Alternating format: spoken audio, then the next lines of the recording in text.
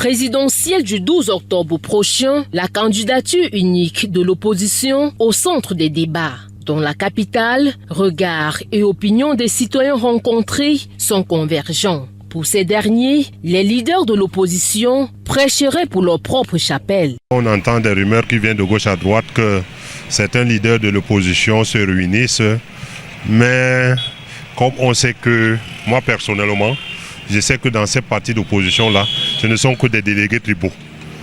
Oui, il n'y a pas un leader charismatique à l'échelon national. Oui, ce ne sont que des délégués tribaux.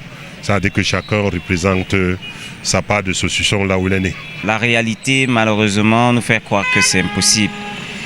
Ils sont tellement divisés et puis l'homme, on a comme impression évidente que l'homme du 6 avril, je vais dire du 6 novembre, tient toujours les rênes parce que celui qu'on attendait comme challenger s'est foutu lui-même un doigt dans l'œil en refusant d'aller aux élections et puis de venir jouer à la victime à la fin.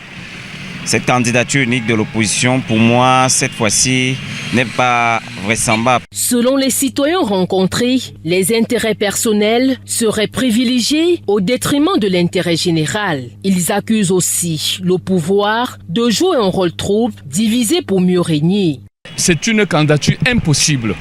Impossible d'abord pour deux raisons. Il y a les orgueils personnels de ces candidats. Certains n'aimeraient pas s'aligner derrière d'autres candidats. Et par ailleurs, le parti au pouvoir, lui aussi joue son jeu de les diviser.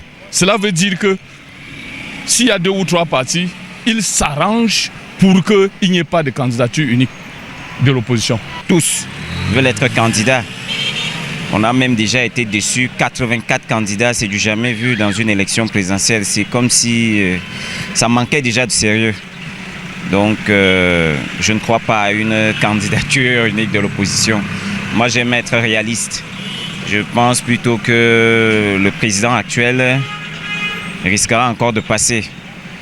Et il va passer parce que les conditions ne sont pas réunies. D'autres, par contre, pensent que si l'opposition parle d'une seule voix, tout sera possible. Ils peuvent avoir une candidature unique si elle s'organise, c'est tout.